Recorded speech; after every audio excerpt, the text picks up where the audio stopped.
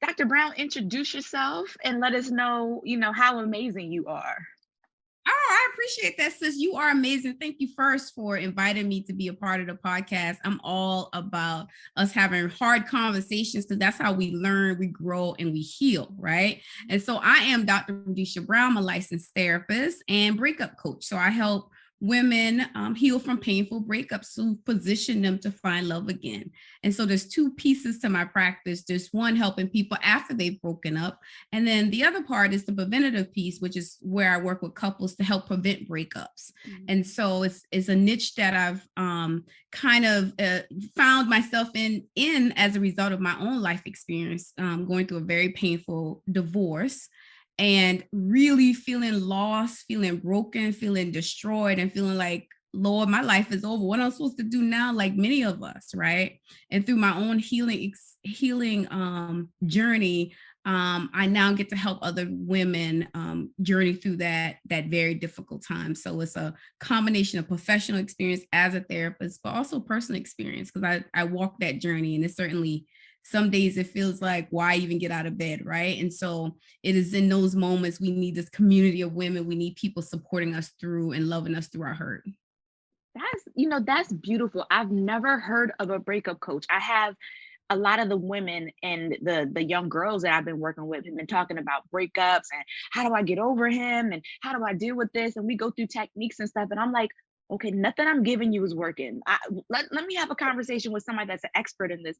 But I've never known anybody to be an expert. And when I saw you, I was like, ooh, this is perfect. As we're getting ready to, start a new year, 2020, people want to out with the old, in with the new. Some people can't go with you. So what is that going to look like? How do you deal with a dynamic that is changing in your relationship if you're preparing to break up or if you just broke up? And how do you overcome all of that? And I was like, oh, right. Dr. Rashida, she knows what she's talking about. She can tell everybody, because I clearly right is not working. So let's find somebody else that's an expert. So let's jump into it. What are the top reasons that you see in your practice that people break up? Okay. And this is a great question, right? Because most people will tell you, most people, if you ask, hey, why'd you break up? Or why do most people break up? They would correlate it to infidelity. They would say communication.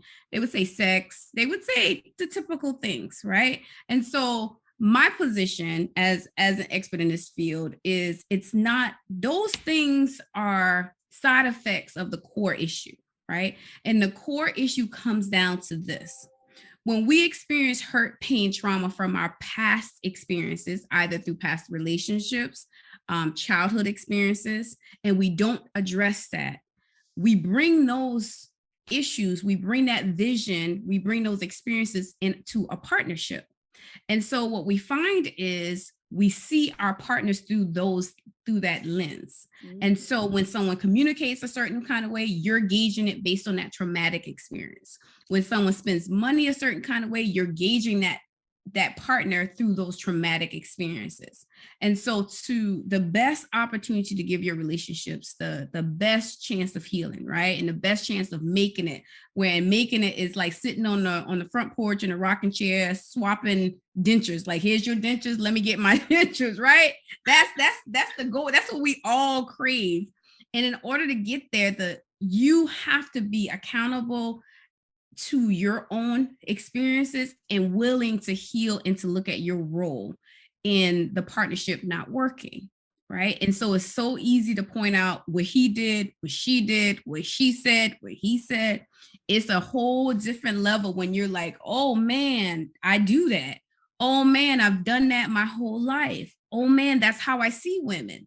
What do you mean that's not the right vision? I'm looking at it from a different perspective. Once you commit to that healing journey and changing your vision, I like to akin it to, having cloudy glasses, and then that glasses is clear. You're like, ooh, wow, look at the colors, look at the experience. What? I didn't even see that. And so that's what this journey is all about. And relationships are great because they are mirrors to the hurt and pain that we carry. Mm.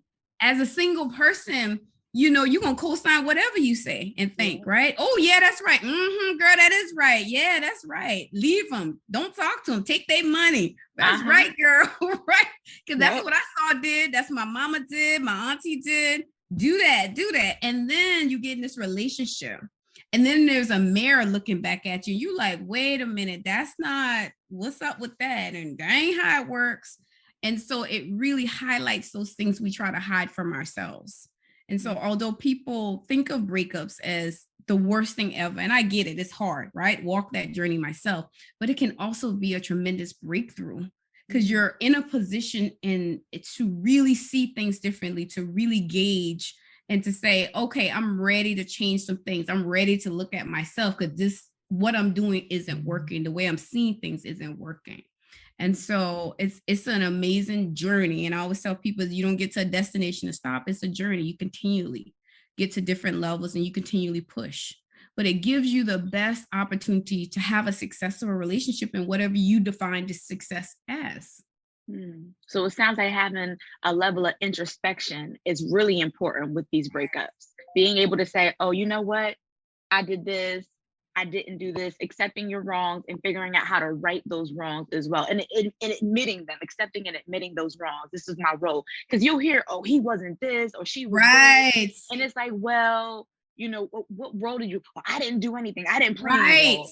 And sometimes I talk to my clients about, okay, so how did you teach that person that this was okay to engage with you, right? I didn't teach them anything. Well, when they did it the first time and you didn't do anything, you taught them in that moment that this was okay. Right. So that level of taking responsibility for the breakup. Yeah, you're not perfect. Nobody's perfect, but something had to be, you know, you played some kind of role. Right. In that's awesome. There's absolutely two sides. And I can tell you from my own experience, my divorce, I wrote about it in my book, Girl, Get Off the Couch.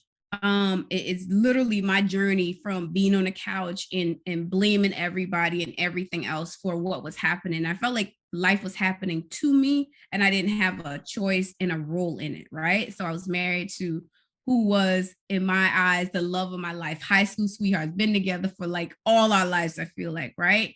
And learning that he was a cheater and a serial cheater at that, and blaming myself and then blaming him, right? And solely as that relationship really just started to suck the life out of me, right? And so it was all I could focus in on was his cheating, his infidelity, the betrayal, and how could he do this to me? I was like his best friend, his cheerleader. We built this life together, and how could he do that to me?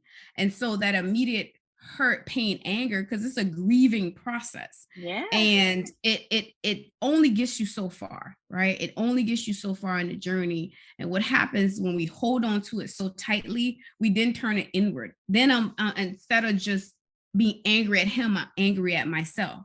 And so when I was angry at myself, I ate to be able to cope with that anger, that frustration, that sense of loss, that loneliness, to the tune of gaining 80 plus pounds. So here I am sitting on my couch with a cheating husband, 80 pounds overweight, blaming myself, hiding from the world, and feeling lost in that, feeling like my life was spinning out of control. I didn't recognize myself. I didn't care about myself, and pointing a finger and say, hey, you did this to me. I always told people that of the 80 pounds, he had at least 79.999 of the 80.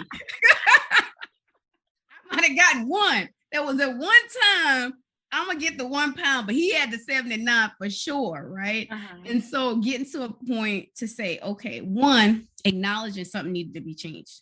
Yeah. You can't move beyond the couch unless you're willing to say, my God, this isn't working and something needs to change. If you're on the couch and saying everything's fine, ain't that big deal, these 80 pounds ain't that much, whatever, then that's where you're going to remain. Yeah. You cannot change anything that you're not willing to acknowledge needs to be changed, right? It's just kind of how the brain and the body work. You don't think it needs to be changed. Guess what? It won't change. But part of this change process requires us to believe we are worth the effort, right? And so when you're in a really tough situation, when you're in a really difficult relationship, it is very easy to believe the story of you ain't worth it. Yeah. Right, girl, you ain't worth it anyway. You ain't enough. You ain't never been enough. So this is stay on the couch. Keep eating them fried chicken, right? Keep drinking that sweet tea. And so embracing this idea of self-care, right? This idea of not just getting our hair and nails done, but really embracing this true, authentic self that we are, however we are, which is the hardest thing we will ever do in this life Yeah. is accepting our flaws. Because everybody says they wrong. You don't look good. You're too dark, right? That's what they would say to me. You're too short. Your butt too big. Your butt not big enough. Then I was overweight. Then I was obese, right? And it was all these different labels. And through this process, trying to find a place to say, despite what they say, I'm okay. That is hard work.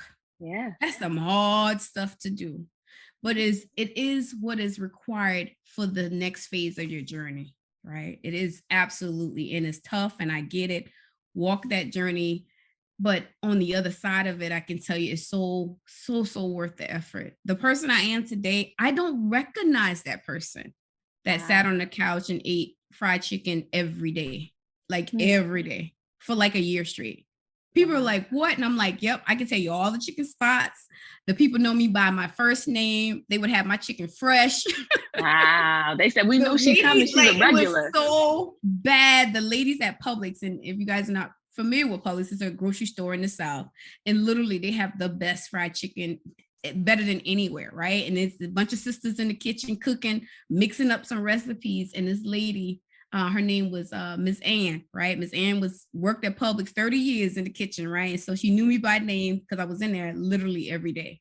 And it got so bad, Miss Ann was like, now, baby, now I got your chicken fresh, but you can't keep coming to him biting this chicken. So I felt so embarrassed. I was like, the jig is up. She realized I've been in here every day, right?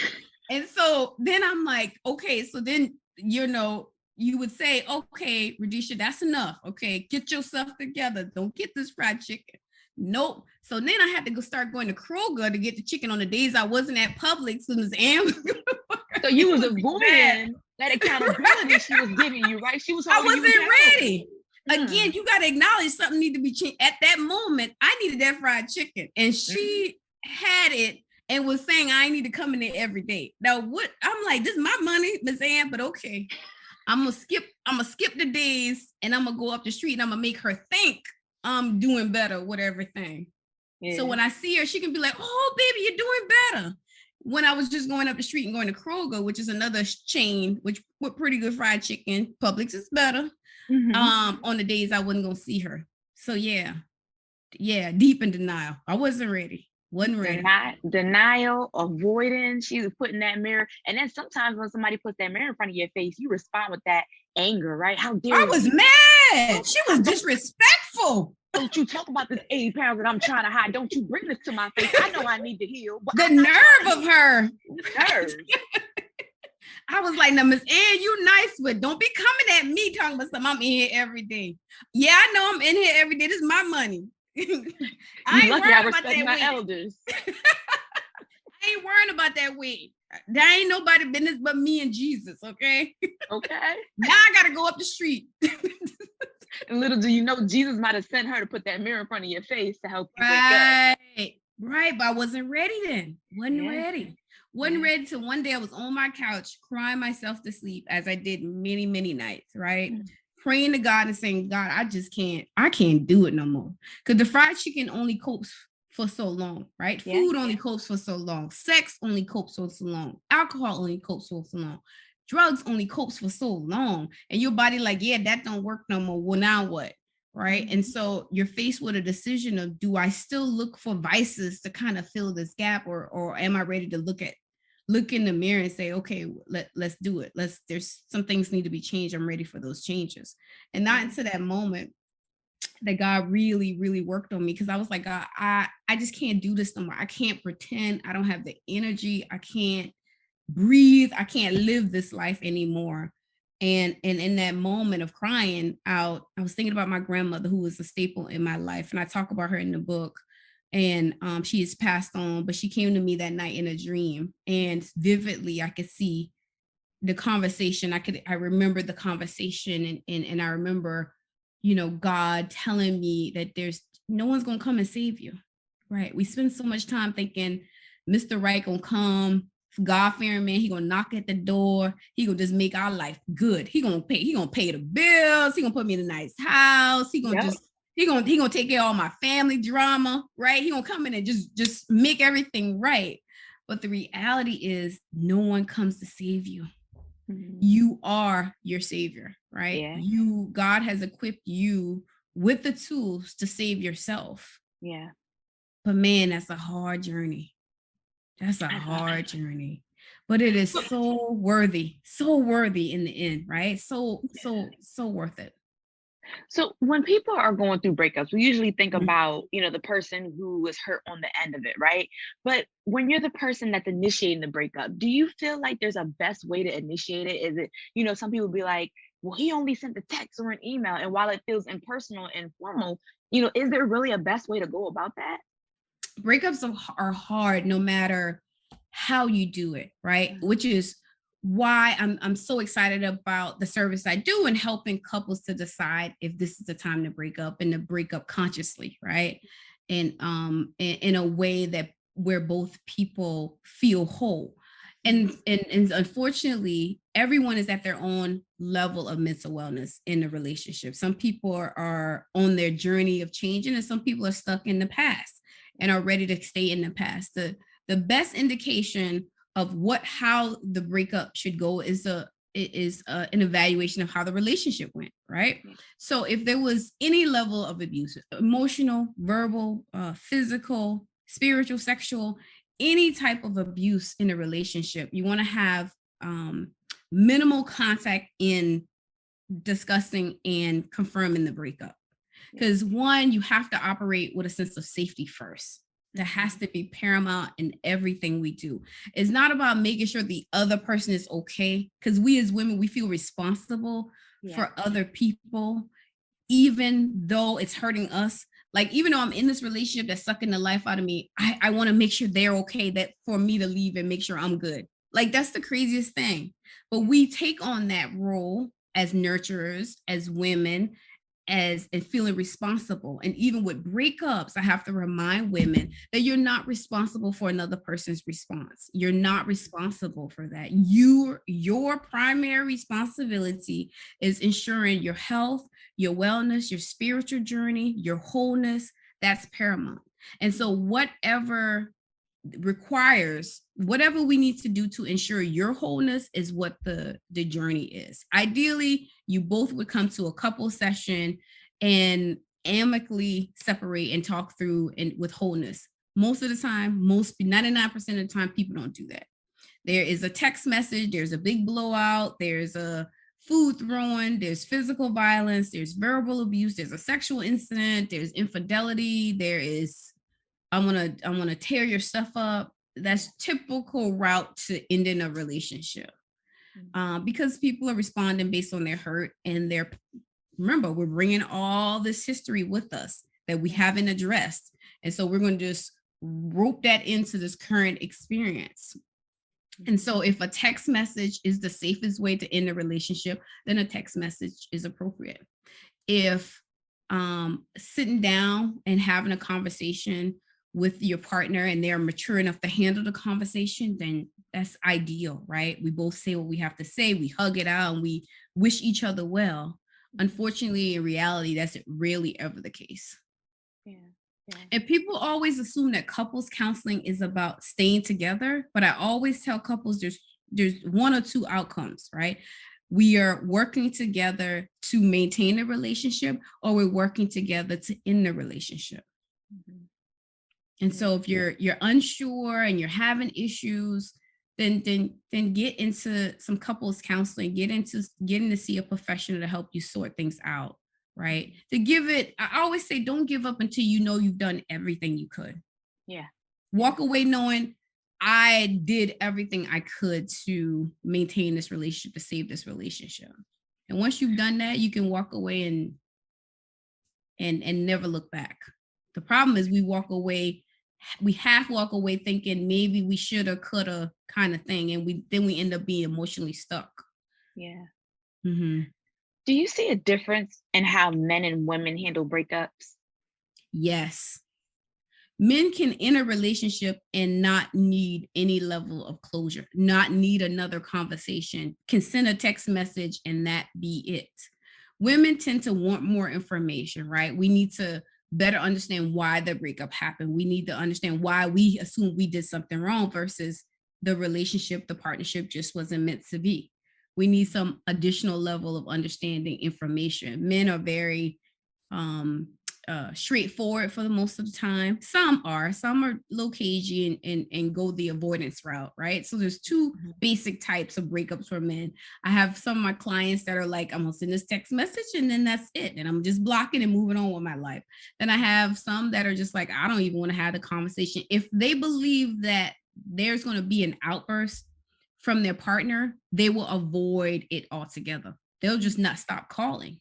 They'll just stop calling and go away.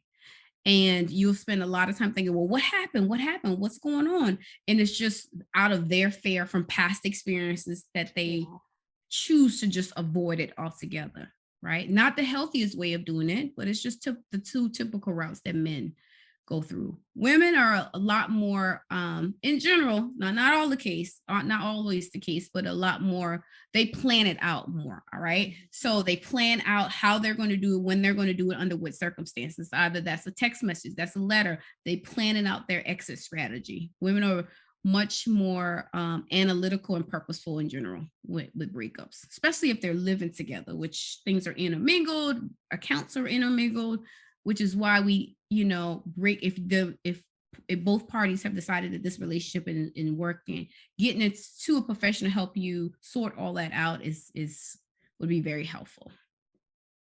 Why do you think people ignore the red flags, the gut feeling when it's time to break up? Why do you think people stay around longer than they should? They're not ready to see it. Right. Same thing with me. When I knew instinctively that my husband was having an affair, was cheating on me, but I wasn't ready to admit it, because admitting it meant that I would need to do something about it. And so it's easier to ignore it, pretend it doesn't exist, and live in a bubble, because again, there's this level of awareness and responsibility that comes with admitting that something is going on.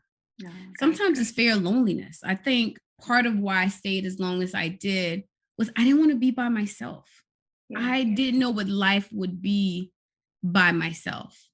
And what would that look like? What would shame, right? Shame is the biggest thing that keeps us in relationships longer. I'm ashamed of what people are going to say about me, and they're going to blame me regardless. They're going to say it's my fault, and I'm going to somehow be responsible for everybody else's feelings about the ending of my relationship. So there's multifaceted reasons. Sometimes it's financial for folks. Sometimes it's I have no other options, especially with COVID. Has changed a lot of people's job prospects and financial statuses.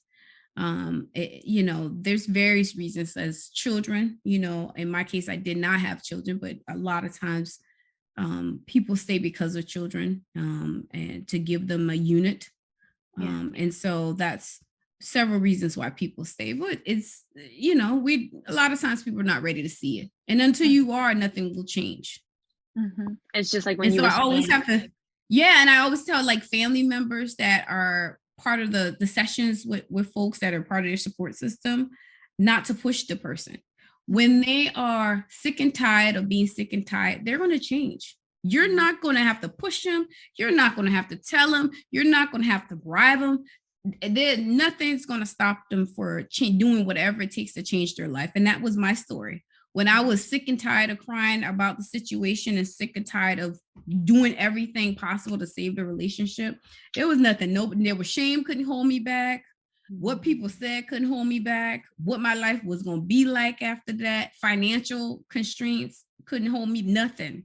I was like, I will live in a shoebox. I am no longer going to be in this situation. No, not happening. And so once if it's your girlfriend, if it's your sister, cousin, best friend, whatever, once they get sick and tired of being sick and tired, they're going to change. And the length of time is different for everyone. Right. So what about those people and I'm going to say women because the women that I work with, it's a Mhm. lot of, I changed my number, I ghosted him, I blocked him, but then a week later, I unblocked him so I could talk to him. Do you feel like ghosting, blocking, unblocking, changing numbers, do you feel like that's really effective ways to deal with the breakup? It depends on what stage they are, right? Blocking and blocking, deleting numbers and unblocking, it helps people to feel empowered, right? Women feel empowered, like I can stop his access to me by blocking and deleting his number.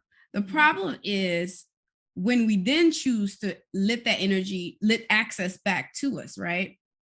And that's more of a sign of an internal struggle that we're having about whether or not this relationship should end, whether or not this is healthy, whether or not this, I've seen my vision is now cleared about what's really happening in this relationship. Maybe there's some portion of denial. There's that fear of being lonely, like at least he here, at least we arguing, but he here, he cheating, but he here too. We got kids together. There's some level of attachment, or I don't want people to know we're not together. There's that. There's the immediate response. And I tell women, don't judge the long game with what you're doing right now, what you're Mm, doing today. mm, 3 days, 5 days, where are you feeling? What's that feeling like? What are those symptoms like? Do you have this tremendous despair? Are you feeling lonely? Are you feeling like, oh my God, I really need him in it? So the first step is kind of mapping out our own personal cycle, because we all have cycles and patterns. yeah. Most often we're not aware of them. We're just like, well, I kind of do this and I kind of do that.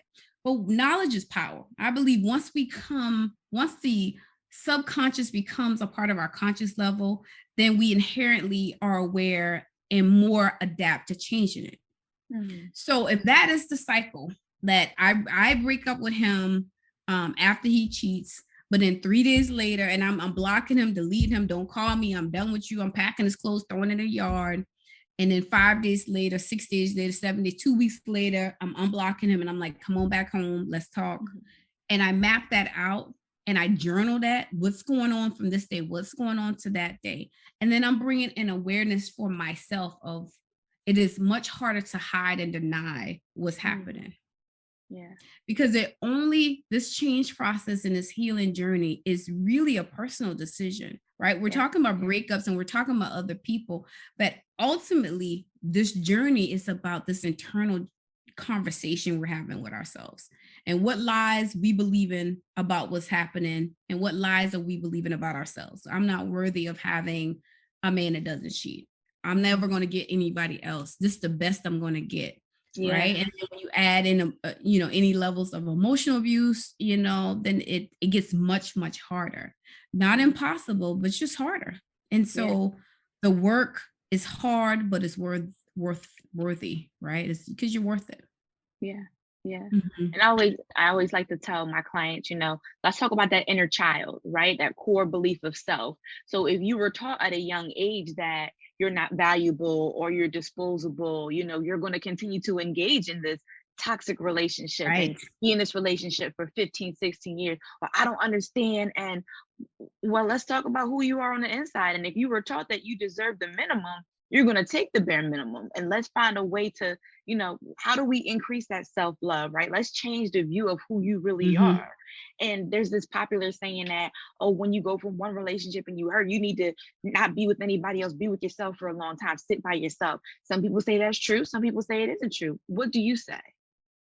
I say you need to focus on yourself. Mhm. Going from one relationship to the next relationship, you're just going to ultimately repeat the pattern. Gotcha. It's just we are pattern driven people. And until you are willing to take the time and opportunity to heal, you're just going to continue the pattern. So the past relationship with Jeremy, you're going to meet John and it's going to be the same dynamic. He's going to look different, he's going to Yep. sound different, but the relationship pattern is going to be the same.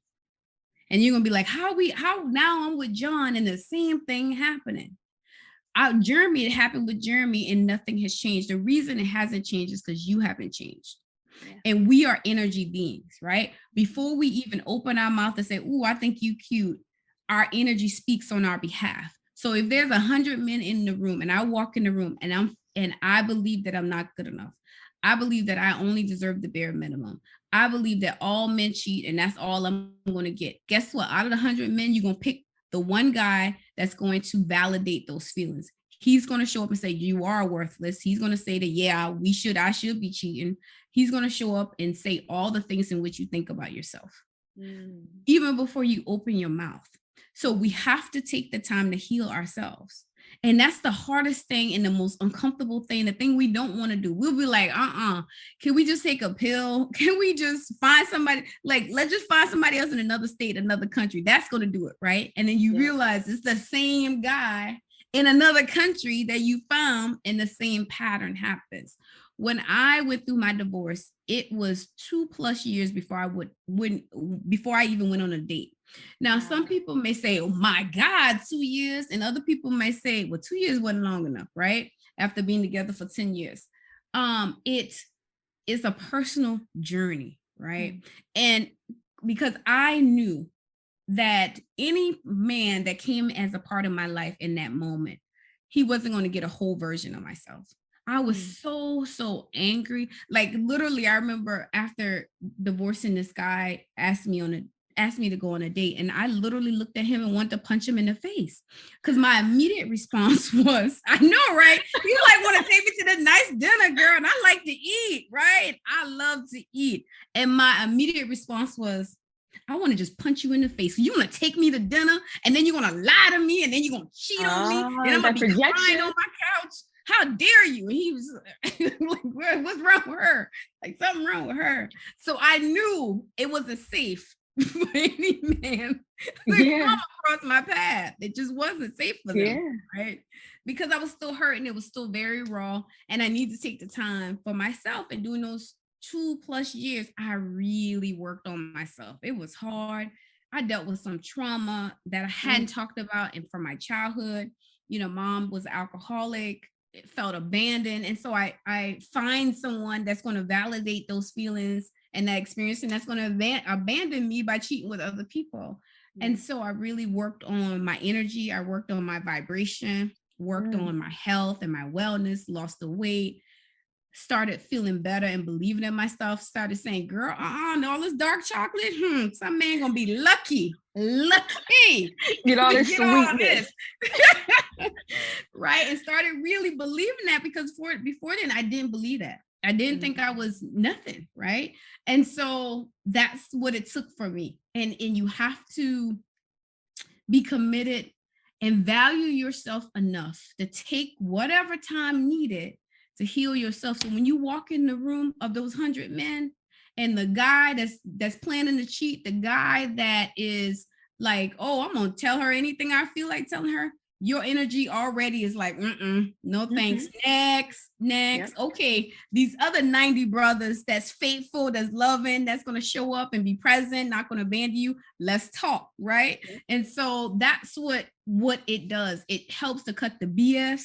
It helps to level up your energy, your vibration, so that you can find and position yourself to find love again. I always tell women, what I help you do, put you in the right position to find love again. Now, I've had the pleasure of being a part of helping several couples get married and helping in that process. And that is just a joy.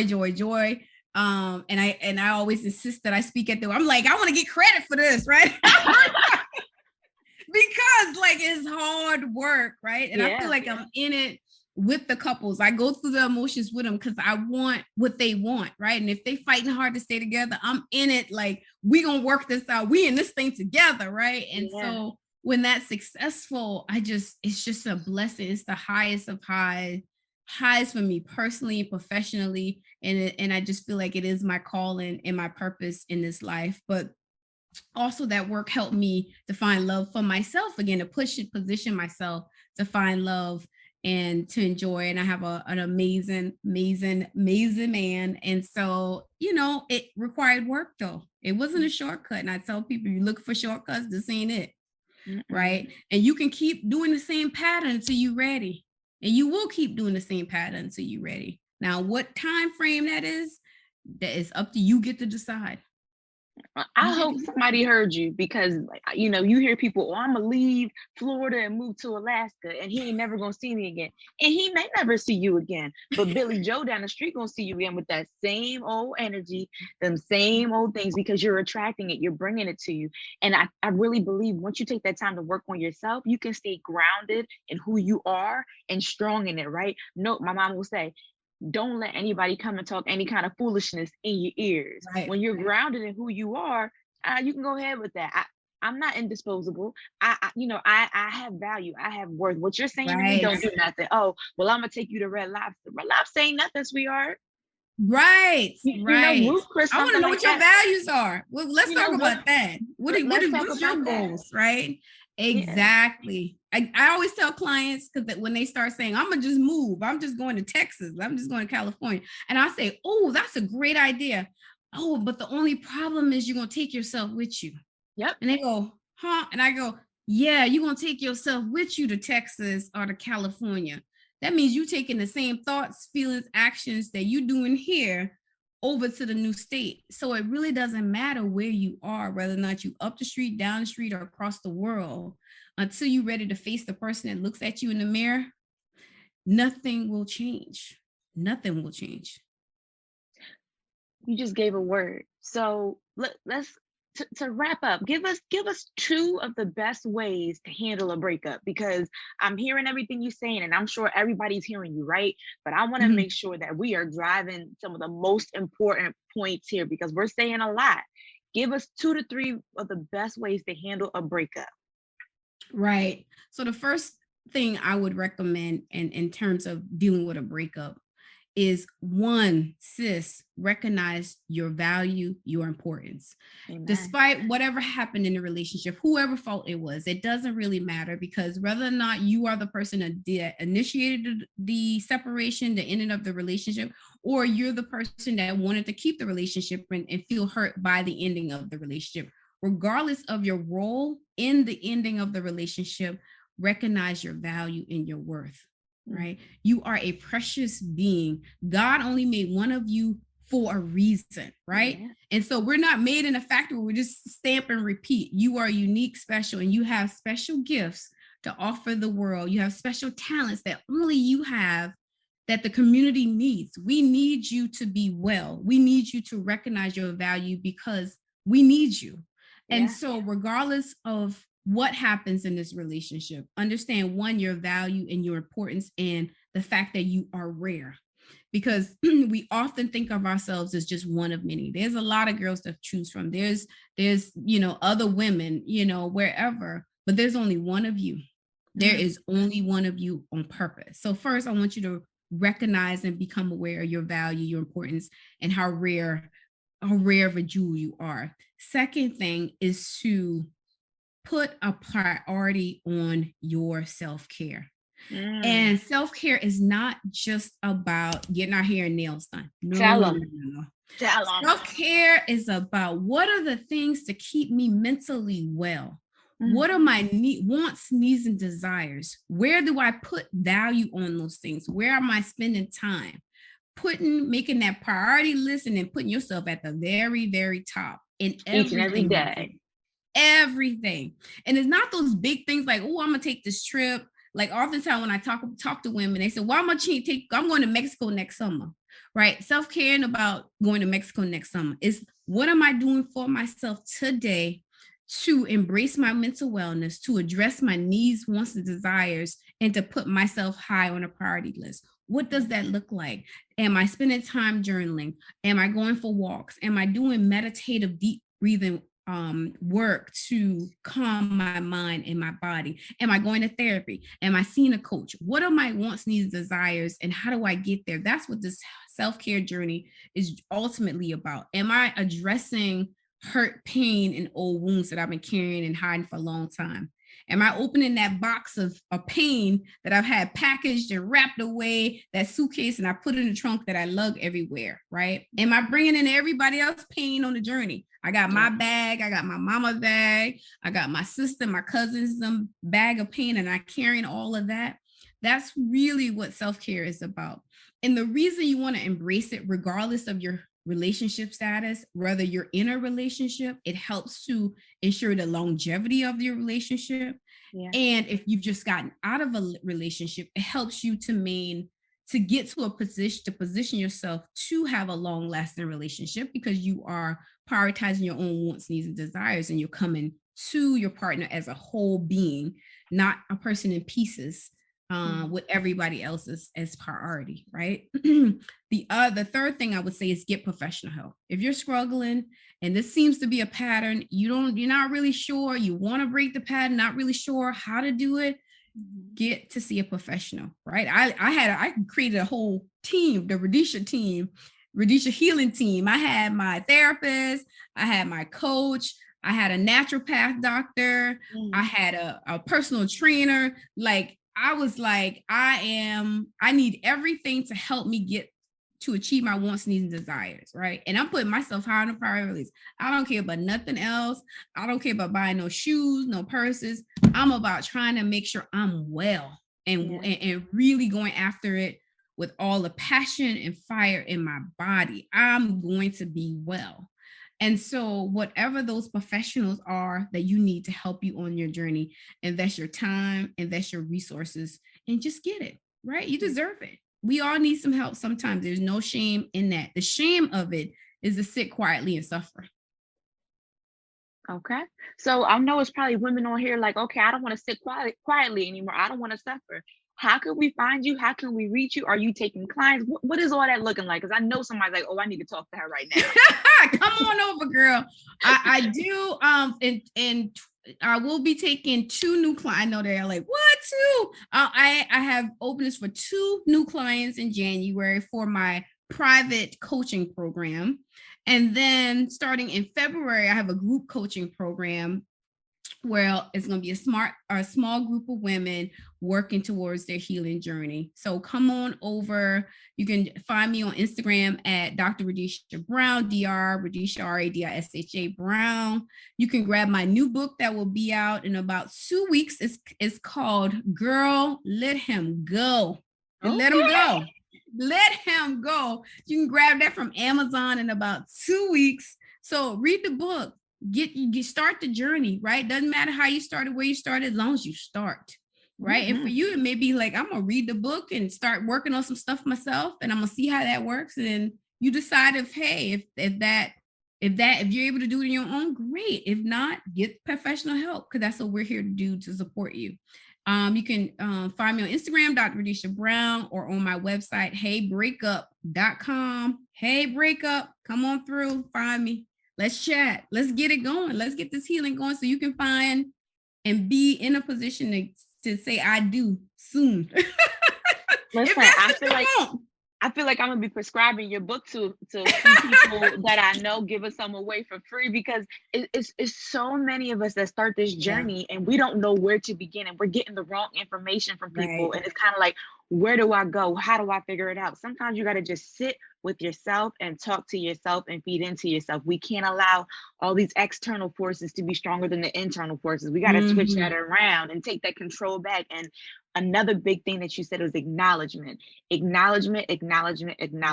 you avoid acknowledging, you're never going to change what the situation is and how to get better. So from the bottom of my heart, I thank you so much. I love you, sis. I love you. Listen, this was amazing. What about your first book? Is that on Amazon as well? Yep, you can grab Girl Get Off the Couch on Amazon.com. It is ready. Go grab it. It's a bestseller on Amazon. It's my personal journey of how I healed, right? And how I started my transformation journey from food to exercise to what I thought, all of that work. I got some of my favorite smoothie recipes in the back as well, because transformation is about body, mind, and spirit, right? Amen. And so I share my journey in hopes that it will inspire you on your journey. I love that. Dr. Brown, once again, I thank you. This has been amazing. I can't say thank you enough. So everybody, please go follow her on IG. I will put a link for all of this in the notes. I'll put it on my website. If you can't find it, DM me. Listen, you will find her through me if you can't find her on your own. Believe me, I will not leave a resource unshared because that would be selfish. And we're all trying to grow on this self-care warrior Right. journey. So warriors, thank you for listening. Dr. Brown, thank you once again. All right. Thank you.